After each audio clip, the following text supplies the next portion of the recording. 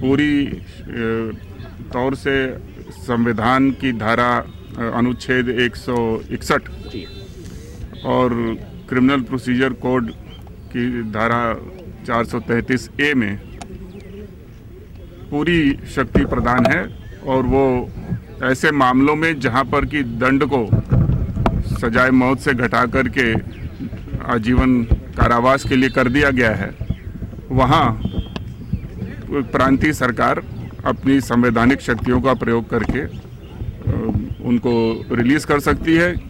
इसलिए क्योंकि जो तमाम केंद्रीय कानून थे, आर्म्स एक्ट वगैरह, उसमें केवल 2 साल की सजा थी और वो सजाएं समाप्त हो चुकी हैं और अब केवल सवाल इंडियन पीनल कोड का है।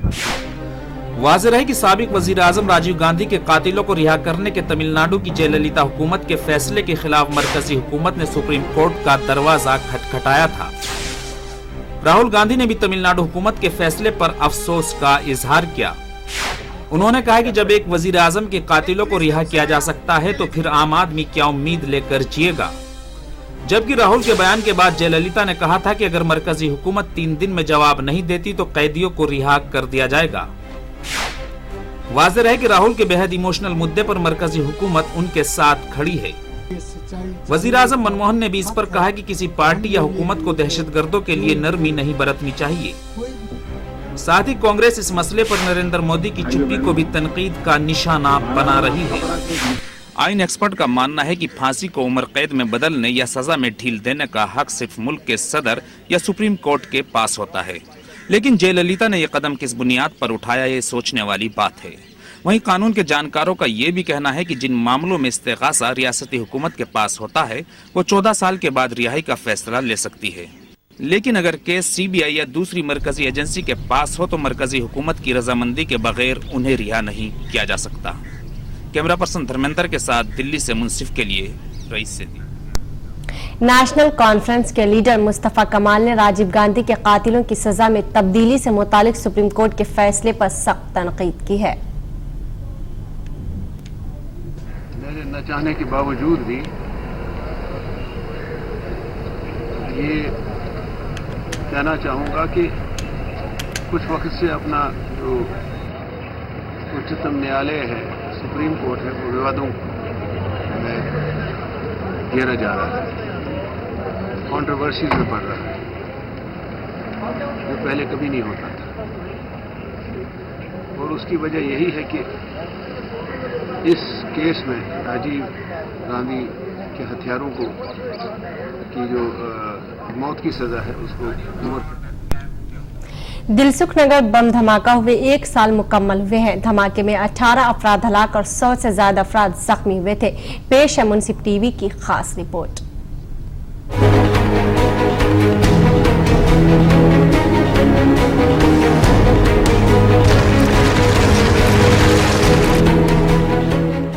हैदराबाद के इलाके दिलसुख नगर के लिए 21 फरवरी 2013 का दिन खौफनाक दिन के तौर पर हमेशा याद किया जाएगा।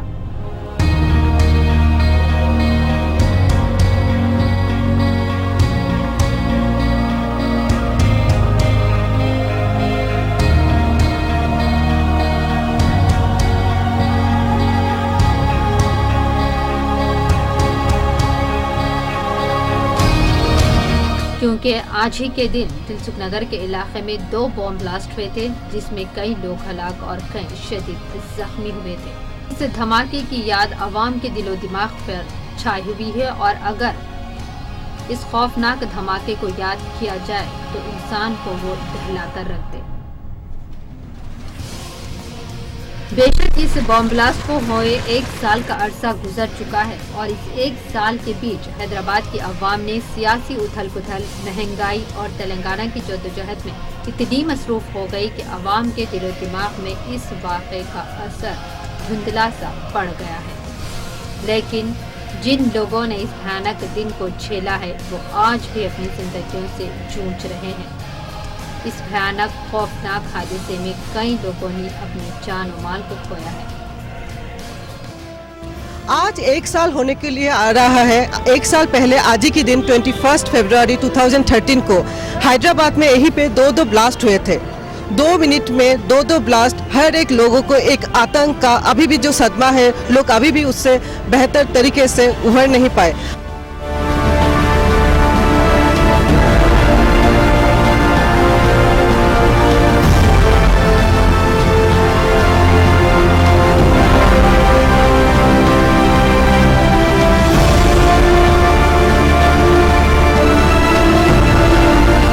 दिलसुख नगर के इलाके में मौजूद आनंद टिफिन सेंटर पर पहला धमाका हुआ था और इसके कुछ ही वक्फे के बाद दूसरा बम धमाका दिलसुख नगर के मसरूफ तरीन बस स्टैंड पर हुआ था। ये 2 धमाके 7 बजे के करीब हुए थे। पुलिस और इन्वेस्टिगेशन टीम्स के मुताबिक इस बम धमाके को साइकिल में एक टिफिन बॉक्स में प्लांट किया गया था, जिसमें IEDs धमाका मादा इस्तेमाल किया गया था।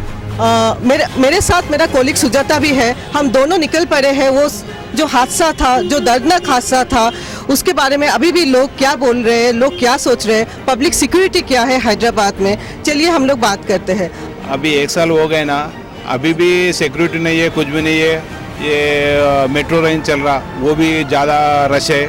पुलिस वाला एक बार ज़्यादा चेकिंग कर रहा, पैसे कमा रहा, उस वास्ते उतना वही, मगर सिक्योरिटी नहीं है, कुछ भी नहीं है। ब्लास्ट के टाइम पे आप कहाँ पे थे? मैं नहीं थी यहाँ पर। कोई सीसी कैमरा तो जरूर है, कौन क्या कर रहा है कुछ नहीं समझ में आ रहा है, वो तो जरूरी है। ऐसा निकाल दिए और तो नया लगाते बोले, नया नहीं लगाया, अभी तक नहीं लगाए। वो बोलते रहते गवर्नमेंट, कुछ सुविधा नहीं है।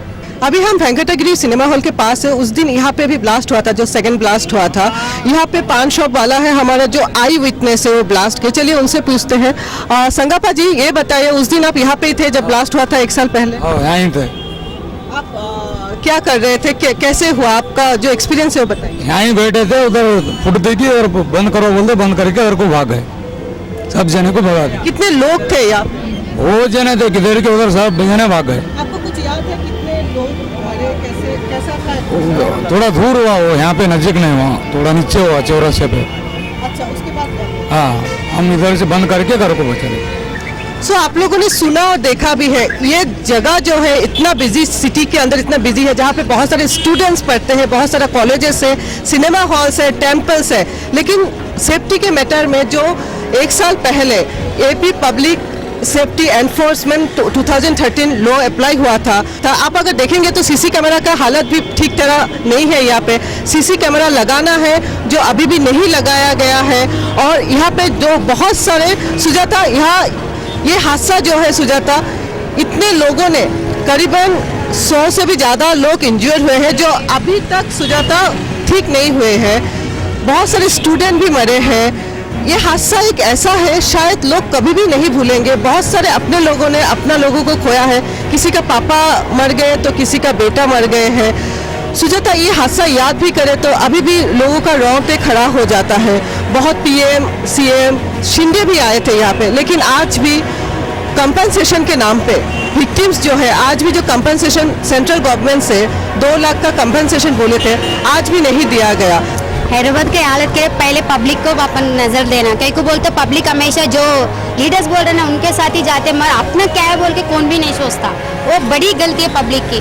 अब 1 साल हो रहा, PM स्वयं अपने मनमोहन सिंह है यहाँ, हम कुछ भी हालत नहीं बोलते। देख सकते बस स्टॉप में कहाँ भी CC कैमरा कुछ भी नहीं है, सिक्योरिटी नाम के एक पुलिस भी नहीं है। कल का डेट है बोल के सब CC, BSC फोर्स, पुलिस सब लोग आए, मगर 2 दिन के बाद यहाँ कौन भी नहीं थे, सब लोग बुझ रहे थे। यही अपना हैदराबाद का लाइफ है बोल सकते हैं।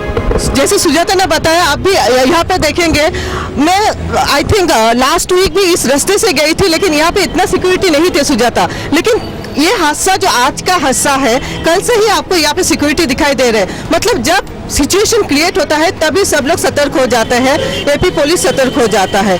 जिससे इस धमाके की शिद्दत इतनी तेज हो गई थी कि इसमें कई लोगों की जानें चली गई और कई लोगों ने अपनों को खोया है। इस बम ब्लास्ट में जिन लोगों का जानमाल का शदीद नुकसान उठाना पड़ा, वो लोग आज भी हुकूमत से नाला हैं, क्योंकि इन्हें हुकूमत से कोई मदद नहीं मिल पा रही है। ये लोग आज भी हुकूमत से उम्मीद लगाए बैठे हैं कि शायद हुकूमत इनकी तरफ तवज्जो दे और अवाम की जानमाल की हिफाजत पर तवज्जो दी जाए। ब्यूरो रिपोर्ट, मुंसिफ टीवी। यहाँ पे हम लोग यही चाहते हैं, अब हम सुरक्षित रहिए, अपने आप को सुरक्षित रखिए। मैं इंद्रानी सरकार कैमरामैन समद के साथ मैं पद्म सुजाता, मुंसिफ टीवी, हैदराबाद।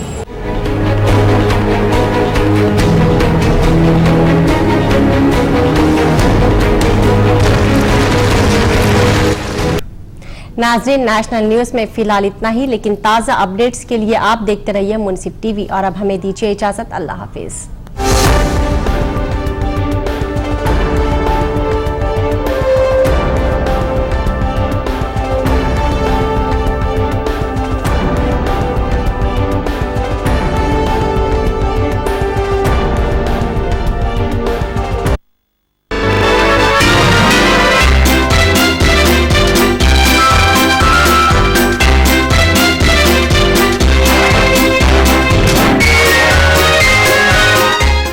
नाजरीन आदाब, मुंसिफ के जवाहिर दक्कन प्रोग्राम में आपका खैर मकदम है। आज हमारे साथ हमारे स्टूडियो में तंज़ो मिज़ाह के मुमताज़ आलमी शोहरत याफ्ता शख्सियत मौजूद हैं, मुश्तबा हुसैन साहब। तो आइए उनसे एक मुलाकात करते हैं। संजीदगी, रोना, गम आज के इंसान का ओढ़ना बिछोना है।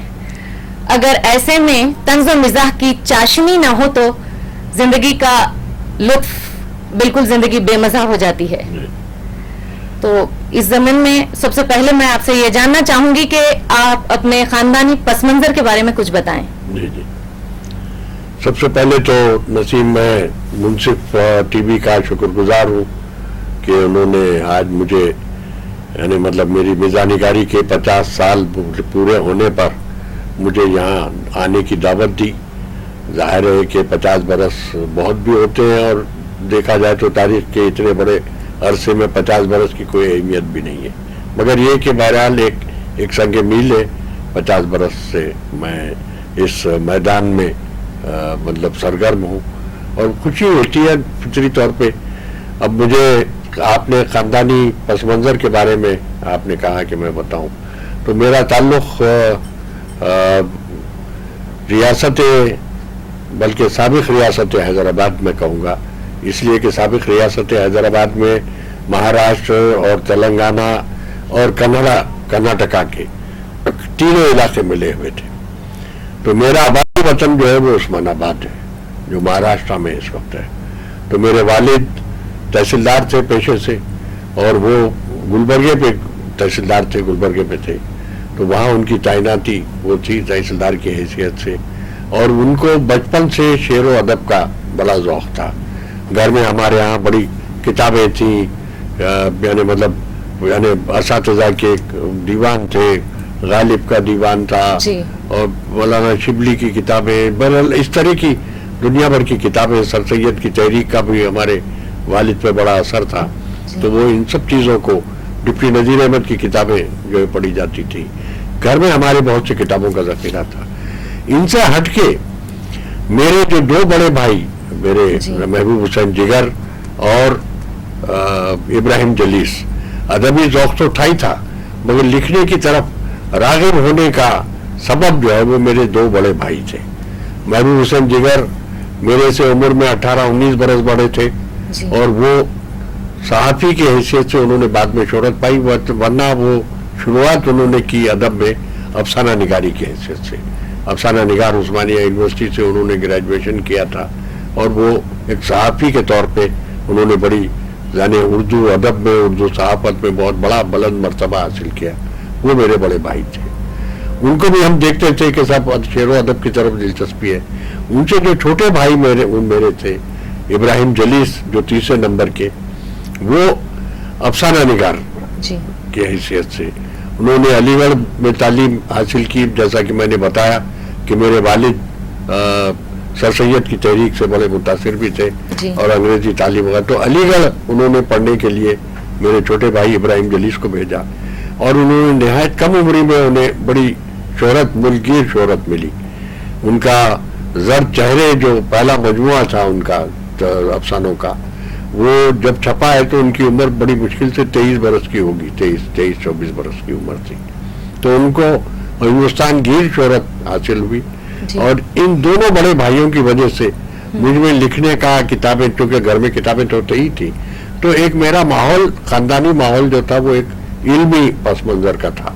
तो कुछ इस हवाले से भी तो मैं इल्म व अदब से, और ख़ास तौर पे उर्दू शेर व अदब से मेरी एक गहरी दिलचस्पी थी, और इस एतबार से मेरा ख़ानदानी पस मंजर, और दूसरे भाई, हम तो 9 भाई हैं, मगर फिर भी हम 3 भाई जो है अदब से वाबस्ता हुए, और दूसरे भाई भी अपने अपने कारोबार में अपने लगे रहे।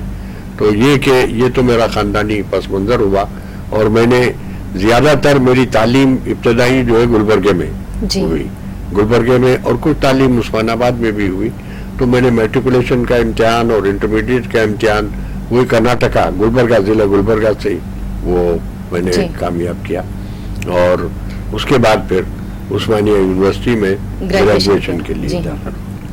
मुश्तबा साहब, आपने अभी बताया है कि आपका ताल्लुक एक इल्मी और अदबी घराने से है और बहुत सारी अदबी किताबों का ज़ख़ीरा हुआ करता था, लेकिन क्या बात है कि क्या वजूहात है कि आज ये इस ज़ौक़ की कमी पाई जाती है? आज का तालिब इल्म आखिर क्या ऐसी वजह है जो अल्लामा इक़बाल को नहीं जानता या सर सैयद को नहीं जानता? साहब देखिए, असल में माहौल हर ज़माना अपने तकाज़े अपने साथ लाता है। जो साबिक़ रियासत हैदराबाद का जो माहौल था जी, जो उसमें इल्म व अदब का बड़ा चर्चा था, और आज तो खैर अदब से, शेर व अदब से 2-4 शेर सुन के ही आप मुतमईन हो जाया करते थे जी। तो इल्म व अदब का माहौल जो है उस जमाने में बहुत ही माने हमारे जात का हिस्सा था, हमारे समाज का हिस्सा था। मुशायरे, अदबी महफिलें, बैतबाजी के मुकाबले हो रहे हैं, तहरीरी मुकाबले कॉलेजों में हो रहे थे, या कि जैसे भी अभी भी अब पता नहीं होते हैं नहीं होते हैं, मगर ये कि उस जमाने में बड़ा चलन था और अदबी महफिलें हुआ करती थी। आजकल तो लोग, बच्चे जो है जिस तरह अपना टीवी देखते हैं या इंटरनेट पे लगे हुए हैं, कंप्यूटर पे लगे हुए हैं, वो हमारे वक्त नहीं था, ना टेलीविजन था ना ये था। तो हमारी दिलचस्पी बड़ी हद तक के अदब के हवाले से ही रहती थी। तो अदब का माहौल, और फिर कैसे कैसे लोग उस जमाने में जो उर्दू शेर व अदब के जो सितारे थे, तो बहुत बड़ी बड़ी शख्सियतें, चाहे जिगर मुरादाबादी हो, जोश मलियाबादी हो, यानी अब किनके नाम कितने मैं गिनाऊं, तो ऐसी शख्सियतें, ऐसी हस्तियां मौजूद थी जिनका असर हमारे दिलो दिमाग पे, हमारे पूरे तश्कील में, किरदार की तश्कील में बड़ा हिस्सा रहा। तो आज वो माहौल आपको दिखाई नहीं देता। आज के दौर के तकाजे अलग है। आज का दौर बड़ी मसरूफ जिंदगी का, तेज रफ्तार जिंदगी का है। आपके पास चंद मिनट बैठ के बात करने का वक्त नहीं है। अब वो उस जमाने में तो होता ये था कि बड़ी महफिलें, दोस्त साहब जम रहे हैं, महफिलें जम रही हैं, घंटों बैठ के गुफ्तगू हो रही है, तो उसी में वो नोक झोंक की भी कैफियत पैदा होती थी, और चब जबानी के बहुत से लतीफे, बरजस्तगी और जैसा बात कहना किसी के, तो वो बात, बेसाख्तगी की बातें वो वहाँ के माहौल में हुआ करती थी। आज पूरा माहौल बदल चुका है। मैकेनिकी जिंदगी होती जा रही है, मशीनी जिंदगी होती जा रही है। इसमें शेर व अदब का मेरा ऐसा ख्याल है कि मुझे तो ऐसा लगता है कि शेर व अदब का वो जो जिससे हम सुकून हासिल करते थे वो अब मफकूद होता जा रहा है। जी हाँ। उसका असर जाहिर दिखाई भी देता है। नौजवान नस्ल शेर व अदब से इतना लगाव नहीं रखती जितना हम लोग अपने जमाने में रखा करते थे। जी बिल्कुल। आपने अपने तख्लीकी सफर का आगाज कब से किया? तख्लीकी सफर तो मैं जब अपने इंटरमीडिएट के जमाने में जब था, तो मैं कुछ मैंने कॉलेज के जो तहरीरी मुकाबले वगैरह में हिस्सा लिया करता था, और मेरी चीजें पसंद भी की जाती थी जो मैं लिखता था तहरीरी मुकाबले। मगर मैंने कभी सोचा नहीं, 2 बड़े भाई, जैसा कि मैंने अर्ज किया, अपने 2 बड़े भाइयों के जेरे असर मेरा भी लिखने की तरफ ही रुझान था। मैंने सबसे पहले तो बड़े संगीन अफसाने लिखे, गमगीन अफसाने भी लिखे, मगर उनको कहीं छपाया नहीं। 1956 में जब मैंने ग्रेजुएशन करने के बाद, क्योंकि रोजनामा सियासत आबिद अली खान साहब और मेरे बड़े भाई महबूब हुसैन जिगर साहब ने मिलकर एक अखबार जारी किया था 1949 में, 1949 में, तो ये अखबार निकल रहा था। मैं 1956 में यूनिवर्सिटी से फारिग होने के बाद, BA करने के बाद सियासत से वाबस्ता हो गया था। वहाँ पे मैं उनके कुछ काम कर लेता था, सहाफ़ी, सब एडिटर के तौर पे। मैंने उर्दू सहाफत के हिसाब से काम किया, तो सहाफत को आप तख्लीकी काम समझे न समझे, मगर मैं तो समझता हूँ कि मेरी जो मिजानिगारी का आगाज है वो महज एक इत्तेफाक था। कुछ दिनों के बाद लोगों ने पूछना शुरू किया कि ये कौन लिख रहा है जी हाँ। और बड़ी तारीफ करने लगे कि साहब इसमें फ्रेशनेस है, एक तरह की पजीराई जब होने लगी जी हाँ। तो मुझे भी लगा कि साहब ये लोग जब ये पसंद कर रहे हैं तो क्यों ना मैं मिजानिगारी को ही अपना एक जिंदगी का मकसद बना लूं यार। हाँ। तो मैंने 1962 में, जैसा कि मैंने अर्ज किया, 12 अगस्त 1962 को दिन में ठीक 10:30 बजे मैंने मिजानिगारी शुरू की। तो शीशा और पेशा कालम के बारे में कुछ बताएं, किस तरह की बातें हुआ करती थी उस कालम में? नहीं, अब ये तो कालम निगारी की तो बड़ी रिवायत हमारे यहाँ रही है, उसको फिर बयान करना पड़ेगा। असल में शीशा और शीशा का कालम क्या मतलब, अखबारों में, उस जमाने के अखबारों में पकाही कालम यानी जो सटारिकल कॉलम है, मजाहिया कालम है, वो हमेशा हर अखबार में हुआ करता था उस जमाने के कई अखबारों में। अब काजी अब्दुल गफ्फार का पयाम निकलता था, उसमें सरे राय का उन्वान से लिखा जाता था। रहनुमाए दक्कन या रहनुमाए जब उस जमाने में रहबर दक्कन था तो उसका भी एक मिजाहिया कॉलम था। हर अखबार का कोई ना कोई मिजाहिया कॉलम जरूर हुआ करता था। तो कॉलम निगारी में जैसा कि आप जानते हैं रोजमर्रा के वाक़यात पे समाजी मसाइल हैं, सियासी मसाइल हैं, सकाफती मसाइल हैं, अदबी मसाइल हैं, किसी भी बैनुल-अक़वामी कोई मसला है यानी दुनिया के किसी हिस्से में कुछ हो रहा हो तो उन सब के असरात, फैशन है, महंगाई है, गिरानी है, बेरोजगारी है, ट्रैफिक के मसले हैं, सभी इन सब चीजों पे इज़हार ख्याल करना पड़ता था। साहब, आपने अपने तख्लीकी सफर के 50 साल मुकम्मल कर लिए हैं। इस दौरान में कुछ अहम वाक़यात, एक चंद वाक़यात हो तो बयान कीजिए। वैसे तो वाक़यात तो खैर बयान करने का कोई मौका ये है नहीं, मगर ये कि मैं अपने कॉलम निगारी के बारे में यही कह सकता हूँ कि हर रोज एक नए मौजू पे कुछ न कुछ मुझे लिखना पड़ता था। नहीं, ये तो अब वो है कि समाज की जो ऊंच नीच है उस पे आज मुझे कुछ अपने पुराने कालमों को पढ़ के उल्टा हंसी आती है।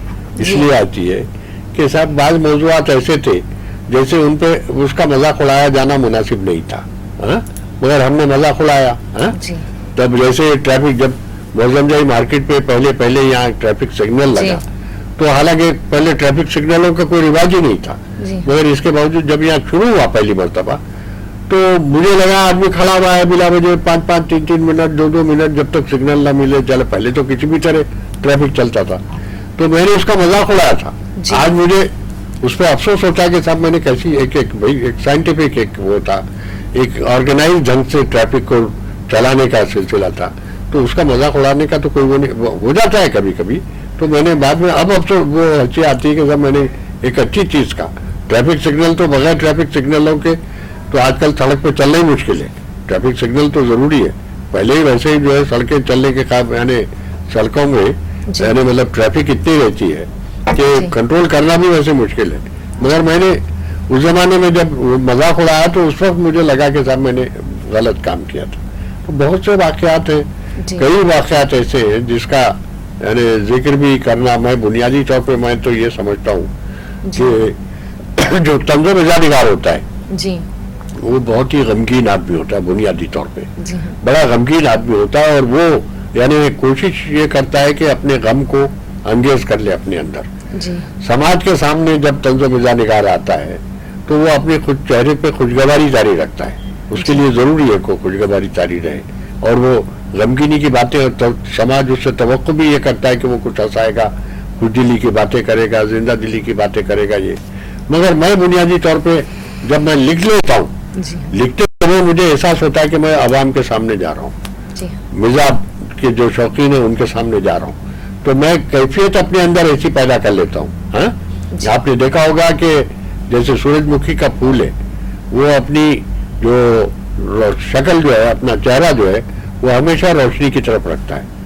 सूरजमुखी का फूल रोशनी की तरफ रखता है, अंधेरे की तरफ, गमगीनी की तरफ, मायूसी की तरफ नहीं जाता वो। उसके साथ ही साथ अपनी शक्ल बदलते जाता है। मशरिक से तुलू होता है तब तो उसकी शक्ल इधर रहती है और शाम में जब सूरज गुरूब होता है तो सूरजमुखी के चेहरे की जो फूल की जो वो सूरजमुखी का जो चेहरा है वो मगरिब की तरफ होता है। मगर वो रातों रात वो फिर गम के माहौल में भी वो चेहरा फिर से पलट के फिर वो अपनी मशरिक की तरफ सुबह तक लेके आता है। ताकि फिर सूरज का इस्तेमाल कर सके। नाजरीन, अभी वक्त हुआ चाहता है एक वक्फे का, बने रहिए हमारे साथ।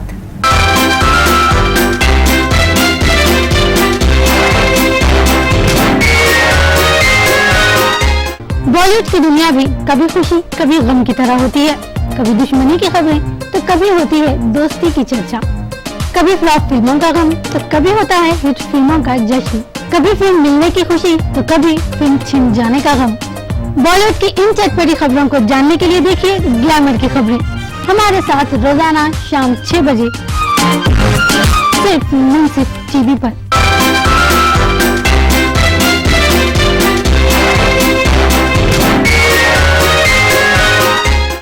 नाजरीन, खुशामदीद। अब आगे बढ़ते हैं। मुश्तबा हुसैन साहब की खिदमत का हुजूम अहले दानिश को भी हैरान कर देता है। बहैसियत डॉक्टर, विजिटिंग प्रोफेसर और बहुत सारी किताबों के मुसन्निफ हैं। साहब, आज तक आपने अभी तक कितनी किताबें तसनीफ की हैं और इसमें सबसे मकबूल तसनीफ कौन सी है? साहब, इसमें तो बड़ा मुश्किल है कहना। मैंने लिखा, बहुत लिखा, मुझे खुद याद नहीं कि मैंने कितना क्या लिखा है। बात तहरीरें मैं अपने नाम से कई रिसालों में पढ़ता हूँ तो मुझे बाद में मालूम होता है ये मेरी लिखी हुई है। मुझे अब इतना भी ये नहीं, क्योंकि लिखने की जैसे एक आदत। वैसे मेरी 25 किताबें उर्दू में, 25 बहुत ज़ख़ीम किताबें उर्दू में आई हैं। हिंदी में भी मेरे कोई 8 मजमूए छप चुके हैं हिंदी में। इसके अलावा उड़िया में है और फिर ये मतलब मुख्तलिफ ज़बानों में, जापानी ज़बान में भी मेरी किताब एक जो सफरनामे का छप चुका है। तो मेरा जो मैं तहरीरें जो मैं लिखता हूँ तो वो जाहिर है कि मुझे तो तकरीबन एक ज़माने में तो रोज़ ही लिखना पड़ता था, रोज़ाना का कॉलम था मेरा। तो मैंने तकरीबन 15 बरस तक पहले, यानी 1962 से तकरीबन 15 बरस तक लिखता रहा। फिर उसके बाद 1993 से मैं हफ्तावार कॉलम, मेरा कॉलम के नाम से लिख रहा हूँ, जो काफ़ी यानी तवील भी होता है। ऐसा नहीं है कि बहुत मुख्तसर कॉलम नहीं होता, बल्कि उसके अंदर बहुत से अदबी मौज़ूआत भी होते हैं कुछ। तो मेरी इस तरह यानी 25 किताबें तो वैसे छप चुकी हैं। मेरे बारे में 8 किताबें छप चुकी हैं, सब ये भी है। तो मेरी यानी हैसियत विजिटिंग प्रोफेसर वगैरह की तो अब हुई है, मगर ये कि मैं ये साहब, कितने स्कॉलर्स ने आप पर पीएचडी या एमफिल किया है? मेरे अब तक के जो कई यूनिवर्सिटियों में काम हो रहा है ये यानी मतलब एक मुझे खुद बड़ी हैरत होती है। मैं इस काबिल हूँ नहीं, मैं अपने आप को बड़ा, हर बड़ा आदमी यही कहता है। नहीं, मैंने जो है तो मेरे 5 रिसर्च स्कॉलर्स को अब तक के यानी पीएचडी की डिग्रियां मिल चुकी हैं, जिन्होंने मुझ पर रिसर्च किया है। इसके अलावा कई यूनिवर्सिटियों में मेरे मुख्तलिफ मौज़ूआत पे, जैसे इंशाइये है या सफरनामे हैं या कॉलम है या जो है वो क्या कहते हैं खाके हैं, मेरी खाका निगारी भी जो है उस पे भी एक अलग काम हो रहा है मुख्तलिफ यूनिवर्सिटियों में। तो ये काम इस तरह चल रहे हैं। आपने कौन कौन से एजाज़ात हासिल किए हैं, कुछ रोशनी डालिए इस पर।